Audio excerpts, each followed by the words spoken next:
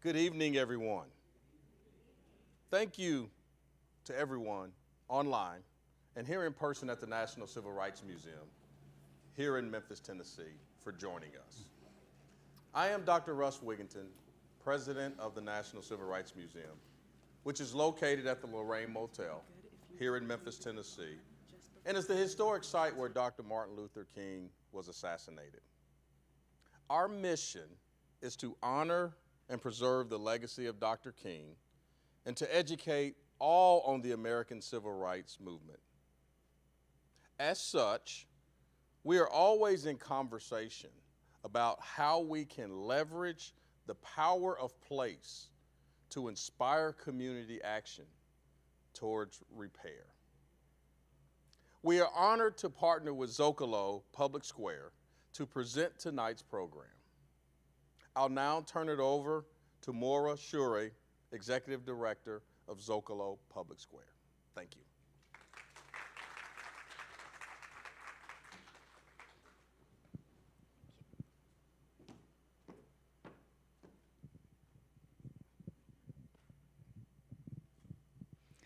Thank you, Dr. Wigginton. Hello, everyone. I'm Moira Shuri, Executive Director of Zócalo Public Square and Arizona State University Media Enterprise. At Zócalo, our mission is to connect people to ideas and to each other. Everything we do is free, and everyone is welcome. We publish original writing and present conversations like this one. You can find us at zocalopublicsquare.org, on podcast platforms, and YouTube. So please subscribe to our latest programs. We were founded in 2003, and we are now celebrating our 20th year. Zócalo is based in Los Angeles, and we are very excited to be here in Memphis for tonight's program. It's an honor to have the National Civil Rights Museum as our host and co-presenter. Tonight, we present the third program in our 2-year event and editorial series, How Should Societies Remember Their Sins? This is supported by the Mellon Foundation. Through October of this year, 4 public conversations and an array of original work published on our website will address this question, exploring how societies around the world collectively remember their transgressions and make attempts at repair, and how we might imagine new paths forward. To continue this conversation and this series by asking the question tonight, why isn't remembering enough to repair? I'm pleased to introduce our moderator, William Sturkey. William is a historian at the University of Pennsylvania who specializes in the history of race in the American South. He is the author of Hattiesburg, An American City in Black and White, winner of the 2020 Zócalo Book Prize. He is our guide not only for this conversation, but for the other programs in our series as well. Over to you, William. You want to come up?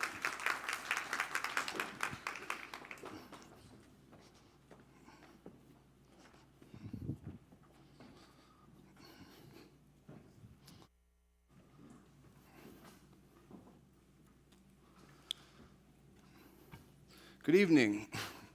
Welcome, everyone. My name is William Sturkey. I'm an author and historian and associate professor of history at the University of Pennsylvania. It's an honor to be hosting this conversation with Zócalo at the National Civil Rights Museum, and I'm pleased to introduce our guest for the evening. Starting with my immediate left, we have Dr. Andre E. Johnson, who is a professor of communication at the University of Memphis. He is also a visiting scholar at Memphis Theological Seminary and an Andrew Mellon Just Transformation satellite partner with the Center for Black Digital Research at Penn State University. Johnson's research examines the intersection of rhetoric, race, and religion, and he teaches courses in African American public address, religious communication, race and religion, and social movements. His forthcoming book with Amanda Nell Edgar, The Summer of 2020, George Floyd and the Resurgence of Black Lives Matter, will be published next spring. To his left is Ken Lum. to Dr. Johnson's left is Ken Lum, an artist with an extensive international exhibition record that includes Documenta, the Venice Biennale, Shanghai Biennale, and the Whitney Biennial. Lum is the co-founder and senior curatorial advisor to Monument Lab, a public art and history think tank. He is a prolific writer with numerous essays and reviews in academic and non-academic publications. Lum has realized numerous permanent public art commissions and has a curatorial record that includes co-curating Shanghai Modern, Sharjah Biennale, Sharjah, United Arab Emirates, and Monument Lab, Creative Speculations for Philadelphia. A longtime professor, he is the chair of fine arts at the University of Pennsylvania's Weitzman School of Design in Philadelphia.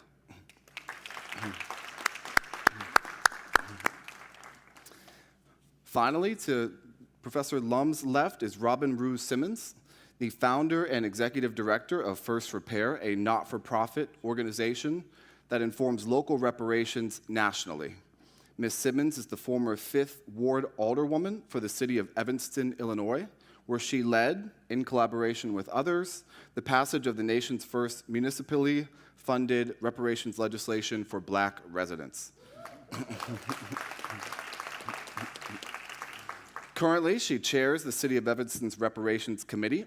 She has received numerous awards for her public service work and was most recently named a 2023 Fellow in the University of Chicago Institute of Politics Pritzker Fellows Program. Thank you all so much for joining us.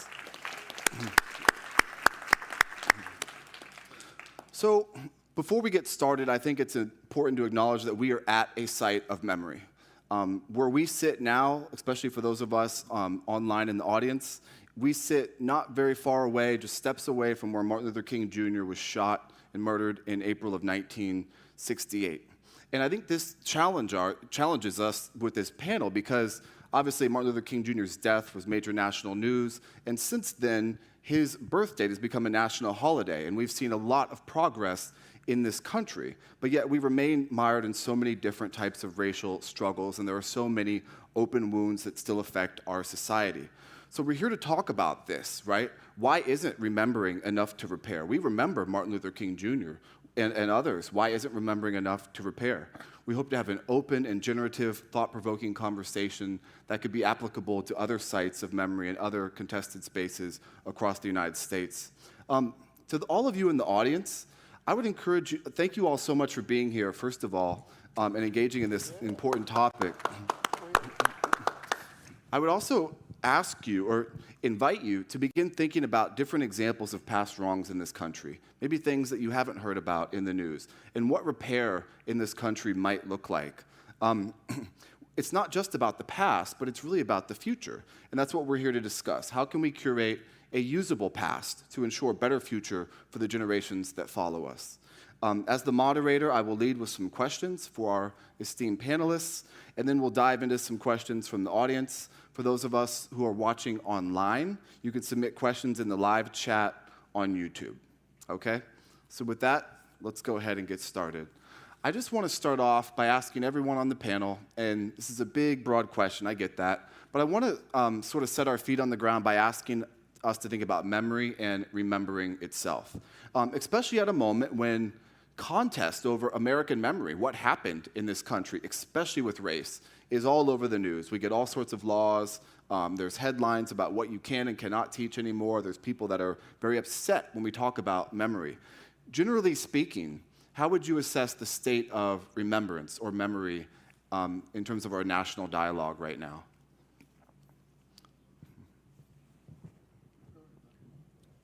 I think memory is highly fractured right now, and that there's no consensus in terms of even how history unfolded and how history should even be written about, and so on. I think that's a good thing in a way because history has been, history is written by those with power over the subjugated, and now the subjugated are saying, we have lived experience in terms of that history that you write about and that is unacknowledged for too long. So we're in this kind of moment where there's a transition going on. It's still highly contested, but I think it's a very fraught moment, and I think that's, as painful as that is, I think that's a good thing. So I completely agree, but I would like to add that I think we are becoming more aware and remembering and acknowledging, and that is what is allowing the momentum that we're seeing in the reparations movement right now because of the great journalism and arts where we are being educated on our history.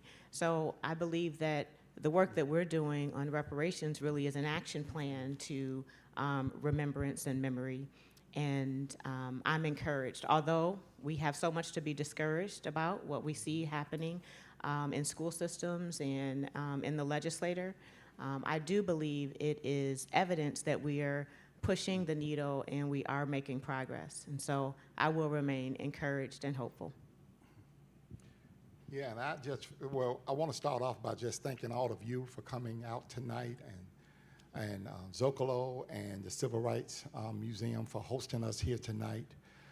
And I'm just going to be a good rhetorician and come right in the middle and agree with both of my co-panelists here.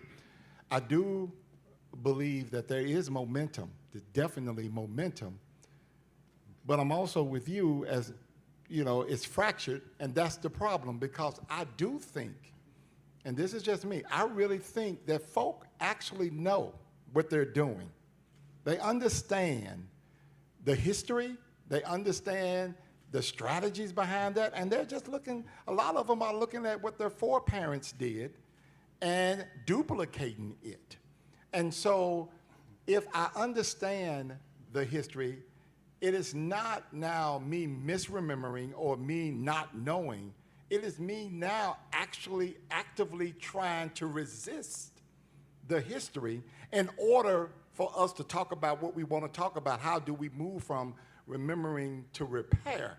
And if we cannot come to grips with the history, whatever it is, if we cannot come to grips with it, or if we actively refuse to accept it and live in it, it's going to be very hard to move forward in any direction. We will always be right here just spinning our wheels like we are in some deep mud. So I think that people are looking at the reparations movement, and they're sitting home right now trying to figure out, how can I hinder that?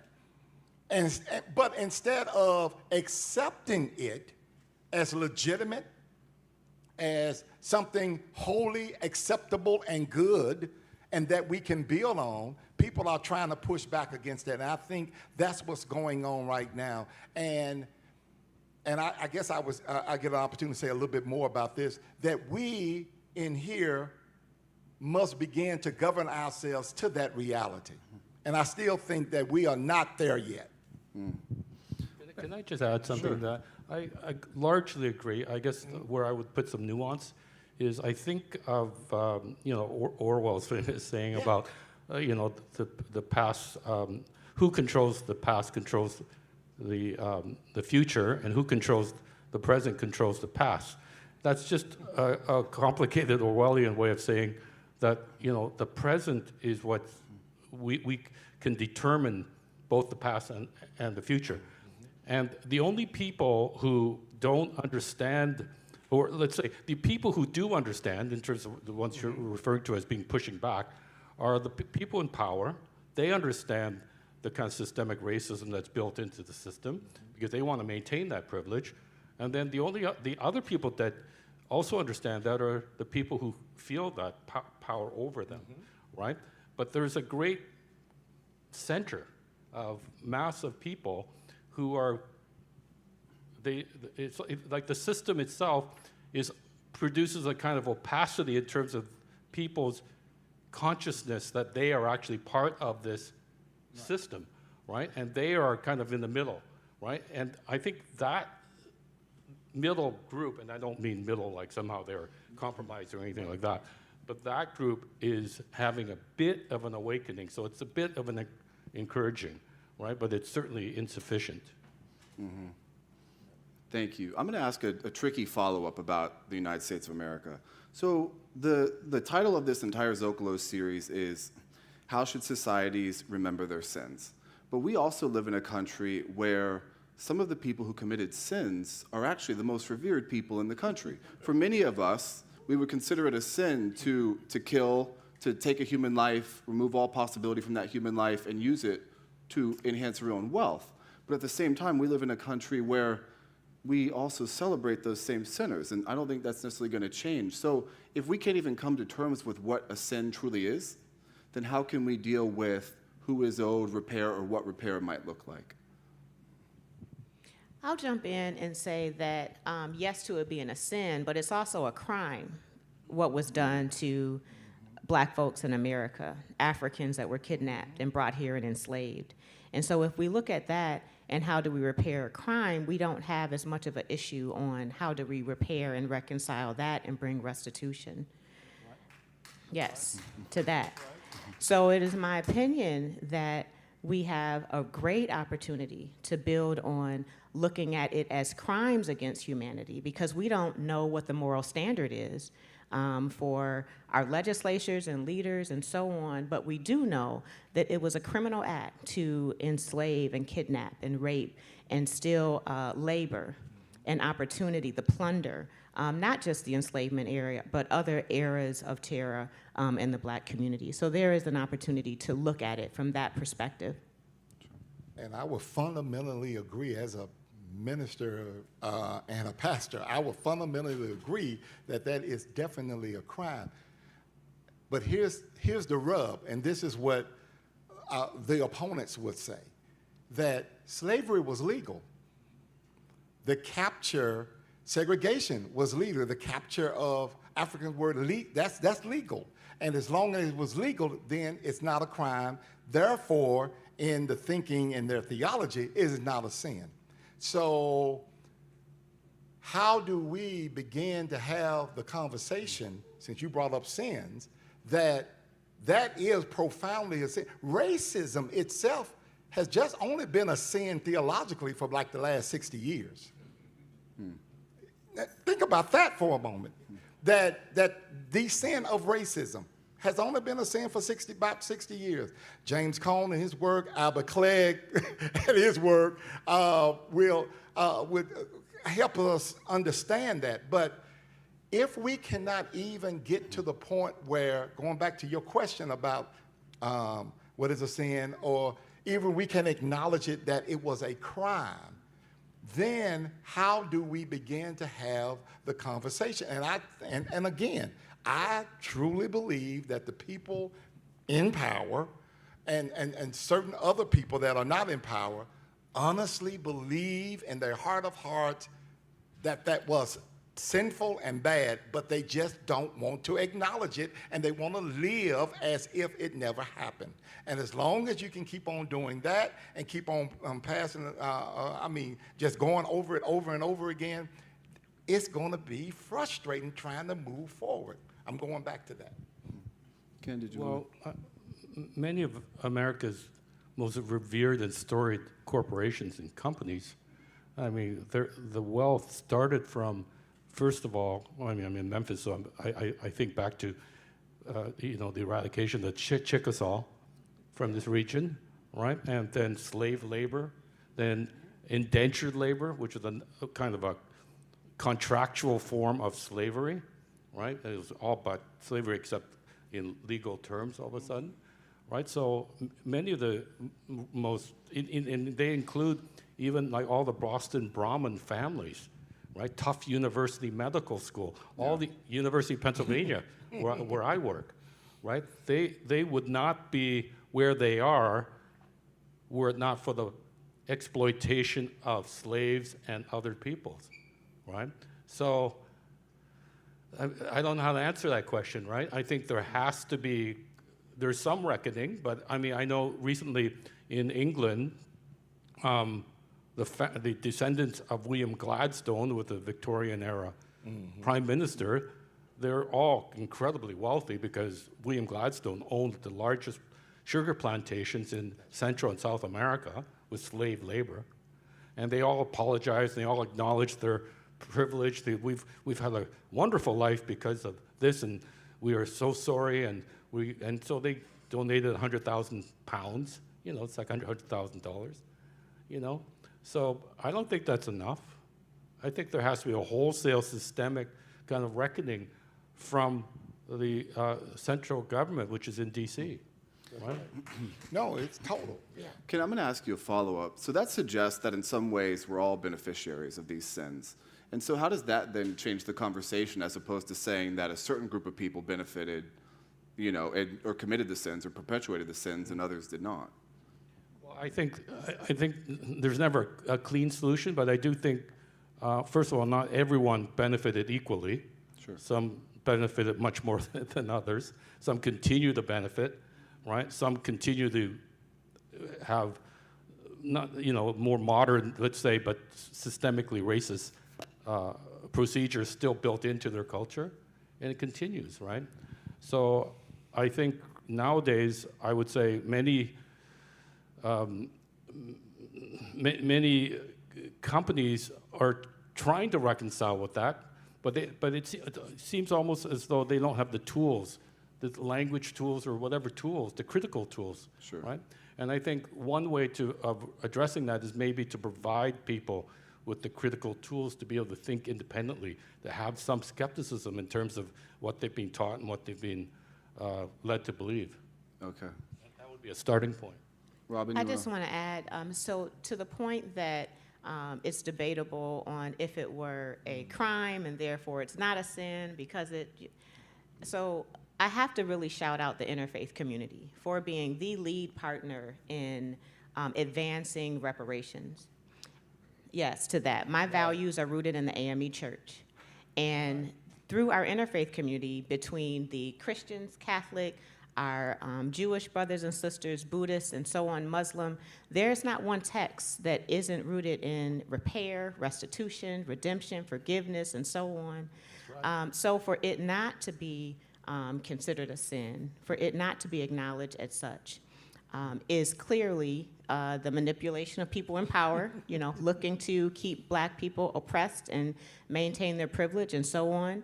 But I do want to at least take away that it has been the interfaith community in our city, Beth Ennett Synagogue, Second Baptist Church, many others, that have been the key leading force in educating the community on why reparations, as well as tangibly supporting it, just within a several-month period, raising an additional $1 million to be a companion to what's happening at a government level in Evanston.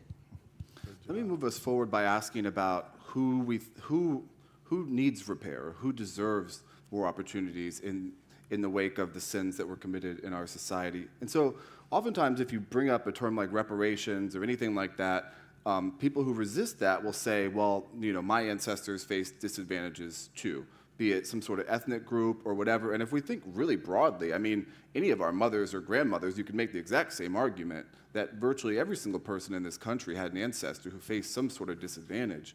And so how do we measure that exactly? How do we identify and target the groups that where repair is really needed? Even before we get into the details of what that repair looks like, how do we make sure we hone in on the most appropriate populations? Well, measuring it is one thing, but who is due reparations? Only when we get to the discussion of Black America do we have to talk about, well, also this group is due reparations, and that group is due reparations, and so on.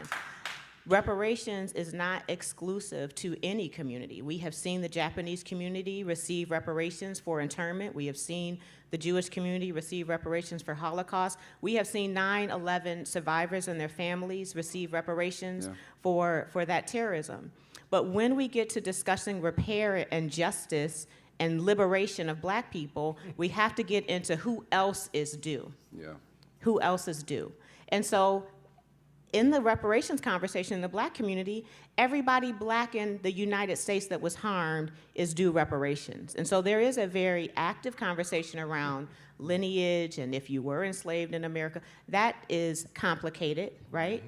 But if you were harmed in America by this government, then you are due reparations. And we're seeing activity and momentum at a local level. And we do hope that it is a local to national movement and that ultimately we will see a federal bill for reparations. That's right. And I would just add this. Whoever the law said could not do, that's who should get it. Okay. I mean, because all of that was total. It was just total. And people who would be considered African American, Negro, colored, whatever you want to say, during the time, they should get it. I mean, that's it, because this was a legal government ran this, did this, provided for certain people, did not provide for others. And that's the point. When we bought it out, what is it in the law that said that somebody that looked like me could not do or move or go here or do that? That's who should get it. Because that is how wealth in this country gets passed down. If I could not, the 1866 massacre was right here in Memphis, Tennessee.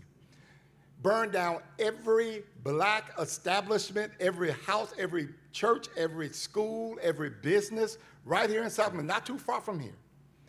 And those folk had to start all over again, and many of their descendants did not have anything passed down to them. And it kept going in perpetuity until we get to today. That group of people should have reparations, and all people who did not get due process of the law should get reparations because it was baked in the law. Well, I support reparations, but I think I prefer to speak about repair as a kind of maybe antecedent step, right? And I think you asked a question about those quantitative. How do you measure this? I think there's lots of just basic statistics that tell you, who was not able to bestow assets to the next generation, right? I mean, that's the greatest one of the greatest sins in America today, the kind of social immobility, right? And it's obscured by the myth that there's immense social mobility when there's not. There's social mobility in terms of people losing jobs and they have to move somewhere. There's a kind of physical, geographical mobility, but there's no social mobility in terms of people actually moving to a better station in life, right? So that's a gigantic myth that needs to be demystified, actually, right? So which areas I've seen persistent disinvestment going back centuries, right? What about like I was talking to someone earlier about the St. Louis Arch. Who was actually evicted when they built up the arch? Who were actually evicted when they decided to expand Central Park? Who were evicted when they decided to extend the Moses Expressway? Or any of the innumerable urban renewal projects?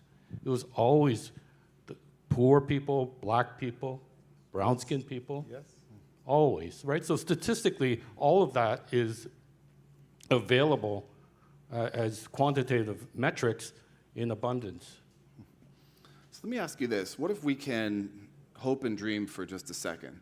I'm not going to ask you to fix everything, but if you had your druthers 10, 15, 20 years from now, what are the most important elements of repair in our society? What would that actually look like?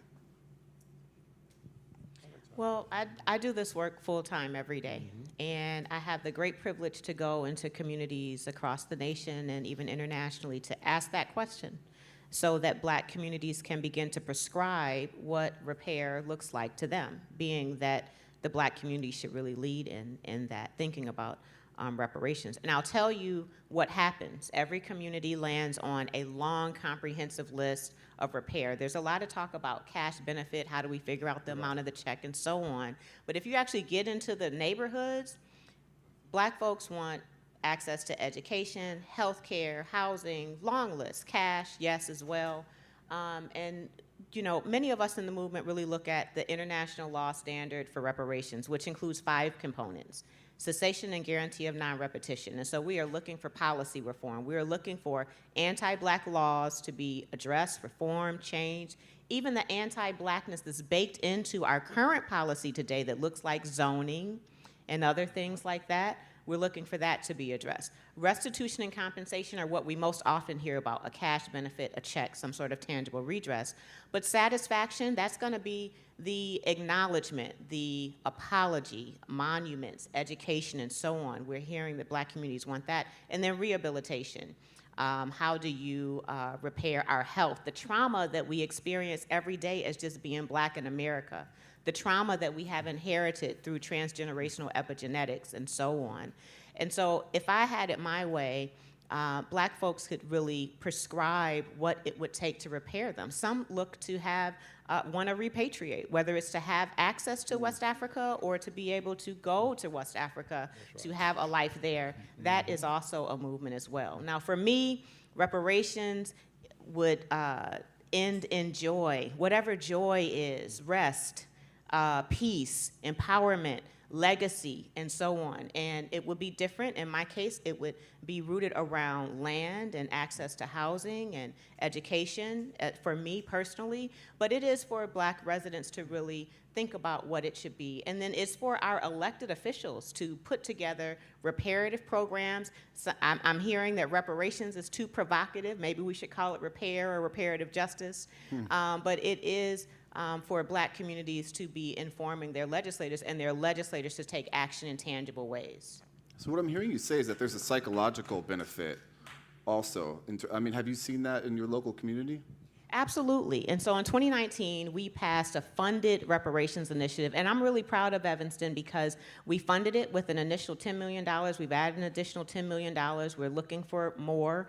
And so what we've heard from our residents just after passing it, first of all, they thought it would never happen, right? And then when it passed, the excitement and gratitude that just we were acknowledged. Yeah. And that we're working on a plan. The satisfaction that they had in how it repaired their hope in our city, it repaired their outlook on the life circumstances of future generations, but then to actually be able to give a resident a check for $25,000 along with an apology, an acknowledgement, and a commitment to continue doing this work. What we hear from them, I cannot get into right now because I still can't get through it without crying. I'll tell you how emotional it is to hear from an elder Black resident, because that's who's receiving benefits first, on how they are going to be transitioning out of this life, hopeful for what's going to happen, and how it is uplifting them. They're feeling a sense of place and ownership and community and so on. I get the great honor on this Friday to acknowledge another about 50 residents who have received reparations with a dinner. And it has been incredible. So even taking that first step, if you can't figure out how to fund it yet, take the first step in acknowledging the harm and committing to tangible repair. It's a complicated process, but the step makes all the difference in repairing your community. That's right. Well, we live in a capitalist society, but American capitalism has a particular character. And that character is to render everything, I'm talking about everything, transactional. Everything is transactional. And I started thinking, before coming here, what would be the anathema, or the opposite, let's say, the antipode of American transactional capitalism? It would be the gift economy, which was the basis for many economies around the world, right? And they were often matriarchal as well, right? But that is actually anathema to the system. It's seen as a threat to the system because there's too much privilege built in to the few here, and they'll do anything to stop that, right? When Robin speaks about local groups and so on, that's like gifting, right? And I think reparations should be seen in a positive light as opposed to a transactional light. That you are becoming a part of a community of showing concern for others and seeing that you are gifting because you've been gifted by others who were enslaved, right? So, and that's a lot of work, right? But I don't see how you can avoid that. Andre? No, I was going to, wonderful answer, because I was just going to talk about safe and shalom communities, peace, wholeness, wellness, able to get medical attention, able to feel safe and secure in your homes. Some of the stuff that we've been talking about right here in Memphis when we talk about reimagining public safety and how certain people just want to be able to go to sleep peacefully. I mean, that's what it would look like. And then implementing not some of the same stuff that we always try, always over and over and doubling and tripling down on that. Let's try some new stuff. Let's try some new stuff to get to that point. So I am in total agreement with Robin here. I want to tie together a few different things. You know, Ken talks about this being transactional, and I think a lot of people think of reparations as being sort of a zero-sum game. They ask, where does the money come from? But is there a way, if we can just somehow put aside the money for a second, is there a way that reparations for African Americans, for Native Americans, whoever, is there a way that could help bring us all together? Could that create a positive psychological feeling for all Americans? And how might that be possible? But that's what I was alluding to by the gift economy. If people actually psychologically thought, well, actually, this is good for society, but the way society, American society in particular, has hypertrophied that idea of like everything is transactional. People can't even see beyond this, the limits of that. They just think that's natural, but it's actually highly unnatural. It's unnatural to be highly competitive to the point of death, of wanting to kill your competitor. That is not a natural thing, at least not the way I was brought up, right? And I think it's such an extreme case, example in terms of the many different forms of a capitalist economy around the world. So, but I do want to go back to your earlier question, William, and say, I think what I foresee is a real instrumental and key to having some sort of direction towards solution is a wholesale reconfiguration and reinvigoration of public schools, public education. People are not educated properly. People are not given critical tools. People are not taught to be empathetic. People are not taught that there are many, many histories that are worthy to be told. And so people go through school, and public school is kind of stratified to charter schools and private schools and so on. I think that is like a big, big key, because we're talking about a kind of generational process. And I think it starts with proper education that's not transactional. I live in an area which is middle class, and our schools are quite good because it's a middle class area, but there are schools in Philadelphia just next to where I live because it's a very poor area. And I personally, I give money to that school district. But why shouldn't there be a larger super school district that says these schools need help and we should transfer some money to those schools? Well, because that's anathema to the American system, because that would be seen as redistribution, even though the payoff for that would be incredible. One of the themes that I think is coming up is sort of this national versus local. So it's maybe a bit easier for institutions or organizations or even local governments to begin reparative movements. Smaller group of people, they might be like-minded, there might be a charismatic leader, whatever that might be. What are sort of the pros and cons of local versus national efforts at repair? And is a national effort at repair really possible, you think? Sure. So the local approach to repair, in the case of calling the question 2019, it seemed more immediately attainable. And I wanted to make the most of my time in office in Evanston. And I think that if we all just mind our business and do our work within the institutions and cities and things that we lead, then we hold ourselves accountable first. And so as I was becoming more aware of the national reparations conversation, I would say I was first inspired by Coates' article, The Case. I thought, well, what am I doing in my own city? So I'm upset at my Congress that they haven't passed a reparations initiative, but we have anti-Black history right here in Evanston. And how can we address that? And how can the next city address it? And how can the institutions in town address their anti-Blackness? Northwestern University, our school system, our medical systems, and so on. And so I think that I know that the hyper-local approach is more attainable. It makes more sense to more people because when you get into the debate about how do you address slavery because it was so far away and that sort of thing, it's more attainable and we can implement. And I do believe at a national level, it will take more local initiatives, more institutions saying yes to reparations. It's going to take more heart and mind work for us to get there. I believe we're a long way away in this government, but a local to national approach is how most transformative federal policy happens. School desegregation, you look at Ban the Box, marriage equality, cannabis now, a national discussion where it's been at a state level. And I believe that's how we will get to national repair.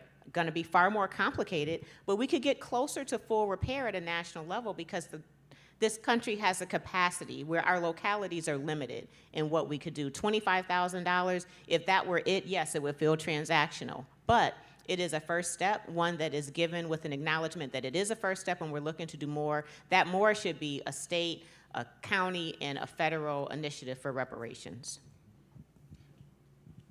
Well, I think you need to have a good, forward-thinking, progressive government on the federal level, first of all, right? Yeah, right. And let's just say that happens. One of the things, no, but let's just say that happens, right? Right. And let's just say that the local level, local is political, and I believe there's lots percolating at the local level. One of the things I learned having this amazing tour of the museum today, and a lot of the facts I knew, but a lot of one thing I kind of realized, it was almost like an epiphany, was just how powerful state rights were. Right? I mean, it was just the degree of entrenchments of the state level, not the local level, right? The local level, people were dying, right? Yeah. But the federal level, they had good hearts, it seemed, right? Kennedy and so on. But everything was incremental. Everything they tried to do was being pushed back constantly or even ignored at the state level, right? So I think that's another challenge on that level, and that's built into the way elections are organized with electoral college and so on. That keeps them very strong, right? With state, gerrymandered states, and with their own Supreme Courts, or totally ideologically skewed. So I just want to bring that factor into the complication between local and national. I think with the national, we have a bigger platform. You can talk about it in those type of terms, ideological terms, trying to get people fired up to do the work on the local level. But I am so glad you brought up, where both of you actually did, you brought up about politics. And this is where really the rubber meets the road. We can yell, shout, and scream and protest and do all of that. But if you don't have partners in the seats that's actually going to sign legislation in order for it to get done, it's just gonna keep being the same way over and over again. So one of the things that you're absolutely right, can I just shout out the Big Payback, because I know that documentary about the movement, your movement, is awesome, and it shows where committed people can do the things that they set out to do if they stay focused and if they stay committed. The question is, do we have the commitment at the political level here in the city of Memphis, here in the state of Tennessee, in the county of Shelby? Do we have the commitment level of the people to actually make that a concern the next time you go to the ballot box? And here it is. It's going to always fall back on the people. In a democracy, it's going to fall back on the people. So hashtag how you going to vote, hashtag blame the voters, whatever you want to say, that's where the rubber meets the road. Because, and then you got to have people that's going to keep their word, that once they get in, they're going to actually try to do that. And that's been a problem here in this city. There's been a problem in the state that when people get elected, they kind of forget, oh, I did say that. No, yeah, and so we are still spinning our wheels over and over and over again. Now, there's a whole lot of other stuff that goes on with the rhetoric and the arguments and all the meaning, but where the rubber really meets the road is when all of us decide that this is something that we are going to do, and that we need people who are going to work with us on the other side of this. That's when it can start and begin to happen, and we can start slowly but building momentum. And you're absolutely right. It always starts from the streets to the suites, from the bottom to the top. It always rises up. People in power just do not say, you know what, you're right, I'm just going to turn over the power. It starts at the bottom, and it moves on up to the top. I want to ask Andre a very quick follow-up, and then we're going to jump to the Q&A from the audience. So for the folks in person, if you're interested in asking a question, please keep thinking of those questions and come line up over here. But the follow-up that I want to ask, you're a professor of rhetoric, you studied the civil rights movement. Martin Luther King Jr.'s I Have a Dream speech is probably the most patriotic speech ever delivered in this country. And one of the things that he did was first, before making the ask, he made white people feel good about their country. He invoked the Declaration of Independence, he invoked all the rhetoric, all the most profound language of the promise of America, and then he makes the ask, then he shares the dream. So what would a rhetorical approach look like now to pursue repair that would maybe sort of get more people on board and not make people sort of shrink away, like, oh, I have to give something up, or I'm going to feel bad about that? Allow me to push back just a little. After King makes the speech, August 28, 1963, was everybody on board? Yeah, no. 2 weeks later, was it? Like 2 weeks, the bombing happened, and the same King who said, I have a dream, also said that America was #1 purveyor of violence in the world. And the same King, the last sermon he was going to preach was why America might go to hell.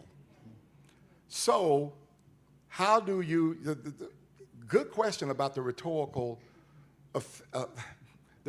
strategy, or how to get people involved. And yes, you can do that.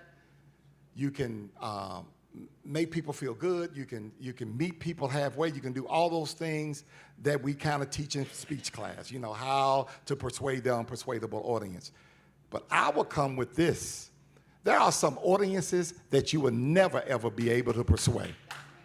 And when we understand that, actually we get free. We are free now to work with the people that we need to work with in order to get things done and build from there. The problem has been, and I'm so glad I got this quote. The problem has been for at least for me, is that we spend an extraordinary amount of time trying to convince folk who will never, ever be convinced of anything that we have to say. Instead of trying to go to the people who are at least open-minded or who are already there and needing to know somebody else felt like me. Like, oh, you mean to tell, I just didn't have the language for it, but that sounds good, what you just said. And now we can build the movement there. I have moved beyond trying to figure out how to find the available means of persuasion to the unpersuadable audience. I am now trying to find the available means of working together and bearing witness in order to get things done in community with folk who are working toward that end. And Yes, you're going to have issues, you're going to have problems, you have disagreements, but at least we can say if you're at the table, you get the benefit of the doubt. If you're at the table, you are trying to figure these things out. If we spend our time trying to convince folk that really just do not mean us any good, that do not want to listen to us, no matter how well we speak, no matter what the arguments we make, no matter what kind of alliterations we do, I have a dream, no matter any of that, if we waste our time on that, we're wasting precious time, and there are people still hurting, and we need to be with them. We're going to go ahead and jump to questions. Yes. We have our first question. Say your name. My name is Brianna. I do have a question well, first let me say this was a really insightful conversation.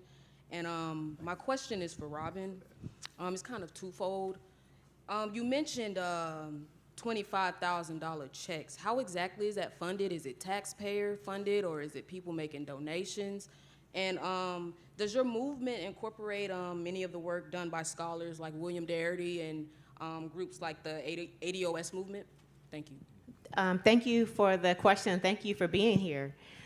So our reparations is funded by, initially it was recreational cannabis sales tax.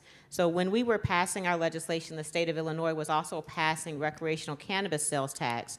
So we were able to, without actually any debate, it was unanimous support on that, use that sales tax before it was earmarked for anything else. Now, there will be a lot of debate if we had to take it from parks or pensions or whatever else.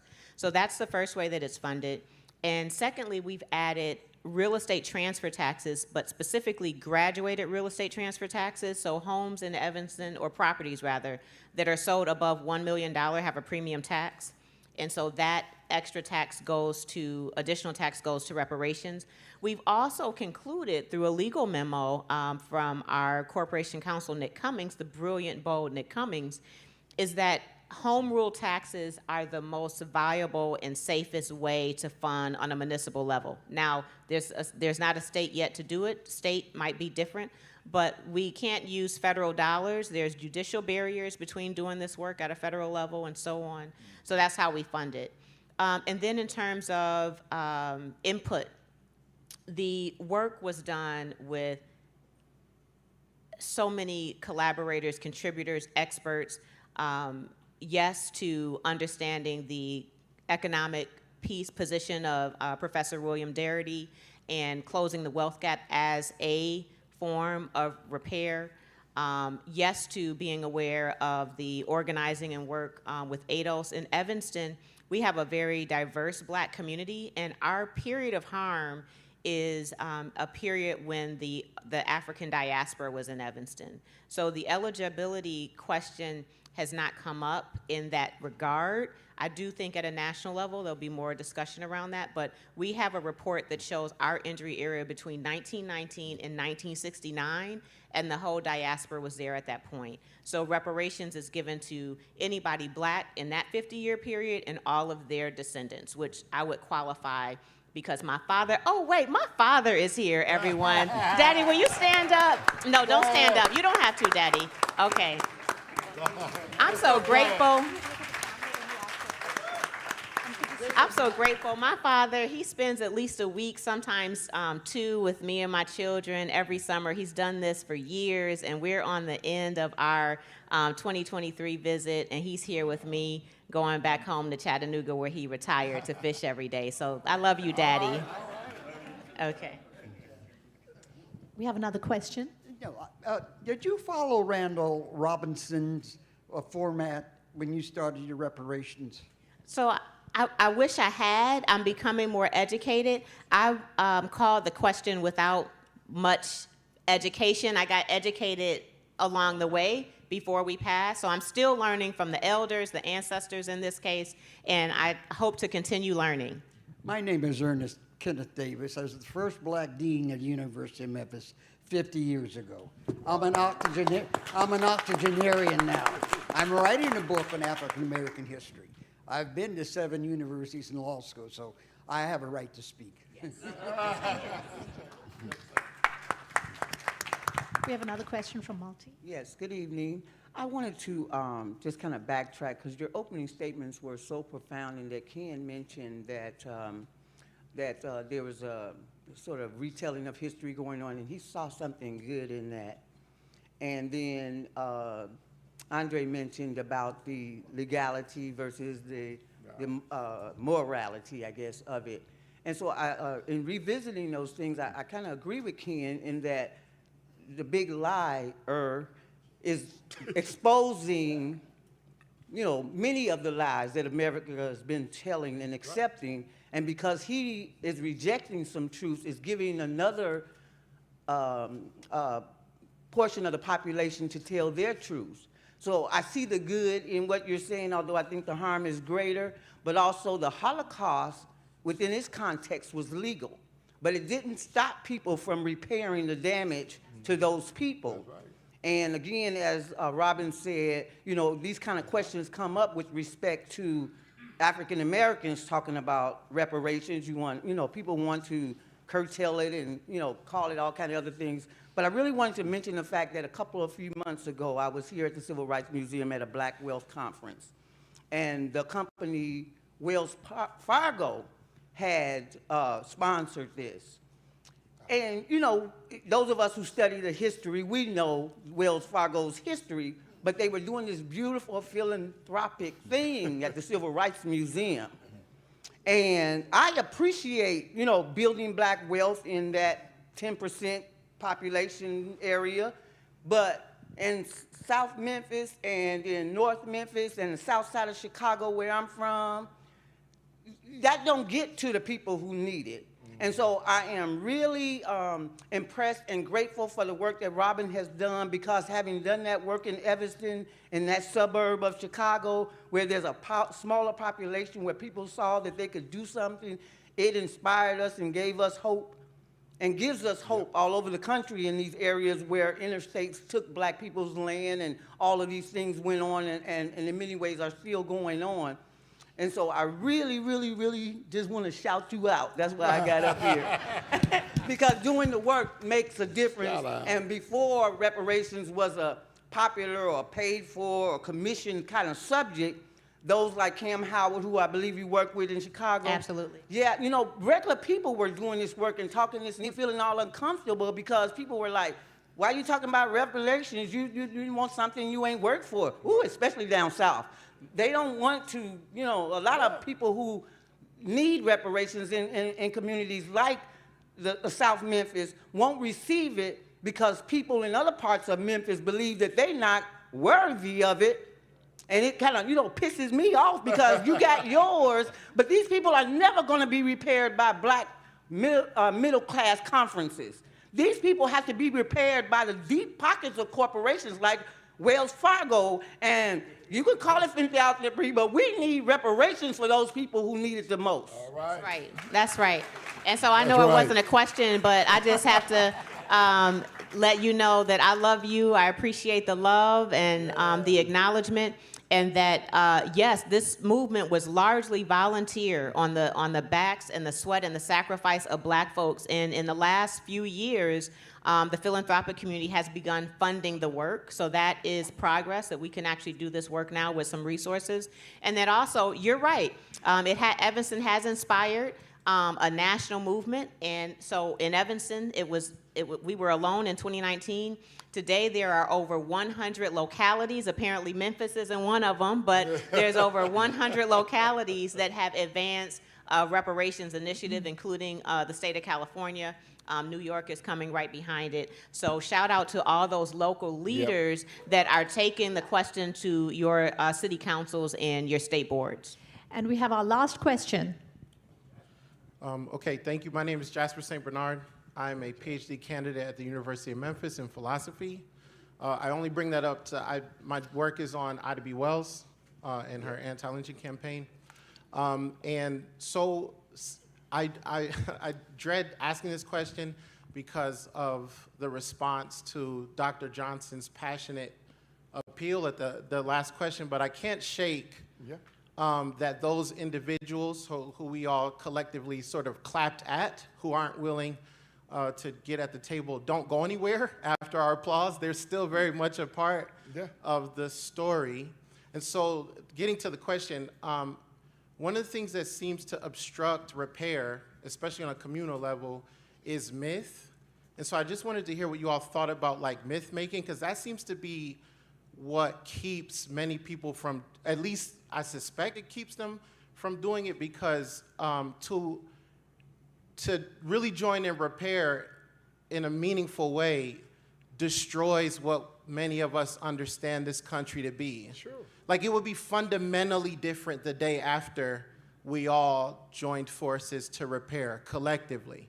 So then that sort of fractures and breaks apart who can be repaired, because it seems like some believe in order for another person to be repaired, I have to be broken, right? Like, and so what, how do we deal with the myths, the overarching myths that keep many from joining, and then they become sort of enemies to the repair? Is this question making sense? A lot of sense. Okay, all right, thank you. Thank you, Joel. Well, I'd like to, I'll attempt to answer that. Well, first of all, people tend to think of, or I guess they're not even conscious of it, and that's why it's a myth, right? But they tend to, but when they do think about it, they think of myth as something eternal that was always in a certain condition with certain attributes, certain characteristics. But that's never been true. Myths were always made, had to be propagandized, had to be reconfigured. Right. It was always changing, right? But it was very protean. There was always a changing. The one thing that didn't change was keeping the power relationship constant, right? So if there's inroads in this area in terms of progressive action, then we have to somehow acknowledge that but still maintain our privilege, right? So, but I also think of myth as, there's a bad form of myth, which generally are these kind of meta-narratives of the nation and so on, which is, I think, would make the country stronger if we actually broke down some of those myths, to be honest. Not make us weaker, it would make us stronger, right? And unify the country more. But I think there's another type of myth which is maybe not what you're speaking about, but that is equally important, and that's the myth of subjugated knowledges, of knowledges that are oral histories, passed down by individuals, generations, passed down on a kind of a microscopic level, microgeographical level of knowledge. That is discounted as myth, as fantasy, ahistorical, when it's nothing but. It's incredibly tangible, incredibly historical, right? So there's certain types of, there's a way of defining a kind of history which is mythic and actually problematic because it's never seen as in critical terms. It's never it also disallows any form of skepticism towards these meta-narratives, and I think that's the issue. Real quick, thank me later. Richard Hughes, Myths That Americans Live By. That's the book. Go get it. You'll thank me later for it. You can send me an email. And it's an awesome book. And we started briefly, at the beginning, where you lifted up the religious and interfaith community. A lot of the myths that we're talking about now is perpetrated by religious communities as well, too. The faith tradition in this country has always been one that has been fundamentally anti-black, anti-immigrant, anti-whatever else, and beginning with that, shaping laws and later on theologies that supported that. Never just, speaking of the myths, you fought a civil war in 1865. Civil War is over. By 1870, Tennessee elected a Confederate general, and Confederates took over the state houses again by 1877, 1880. And then by 1900, it's all over. So I'm always amazed at the rhetoric that actually have United States of America venerate Confederate heroes in monuments and in statues. It's amazing to me. But I do understand it when I understand how religion is shaped and how religion create those myths. I just want to quickly, because I know we're out of time, respond to that as well on myths. Some believe the Black reparations movement is about harming the white. It's just not. It's about our justice. It is about our repair. But I do want to, back to an earlier question that you shared, a report, there were two reports, the case by Coates, but also the cost of segregation report. It is done by the Metropolitan Planning Council, and it showed how addressing our racial segregation in the city of Chicago was the reference, would uplift the entire city of Chicago by increasing it. Maybe it was a $2 billion increase to its GDP, tens of thousands more college degrees, $1 million more household income in Black families, safer neighborhoods, and so on. It showed how it is a public benefit to repair the Black community. And I just want to share that as a tool that might be helpful if you're out looking to initiate the reparations conversation. Also, you could look at First Repair. We have a ton of resources there. The link to the documentary is currently on Amazon Prime. It's on PBS. It's on Apple TV, but we also have a resource guide, which includes how to be an ally. It has helpful tips on starting a reparations conversation, and we also have, just with the support of Harvard Kennedy School, put together a similar workshop for high school students. So if you do have any interest in supporting this work in younger audiences, please let us know, and we'll send you that workshop and facilitator's guide. Thank you. Great. Thank you all so much. Thank you so much for this wonderful conversation. It's truly been an honor to be up here with you and to moderate this panel. And thanks to everyone in our audience, both in person and online, and those, of course, that watch us later. You will be able to find a summary of our talk at zocalopublicsquare.org by tomorrow, along with interviews with all of our esteemed panelists. You can also subscribe to Zocalo's newsletter, podcast, and social media. This conversation, as a reminder, is part of Zocalo's series, How Should Societies Remember Their Sins?, supported by the Mellon Foundation. Please join us again in October for the final conversation, How Does Confronting Our History Build a Better Future? Andre, Ken, and Robin, thank you all so much. Please join me in thanking our panelists once again.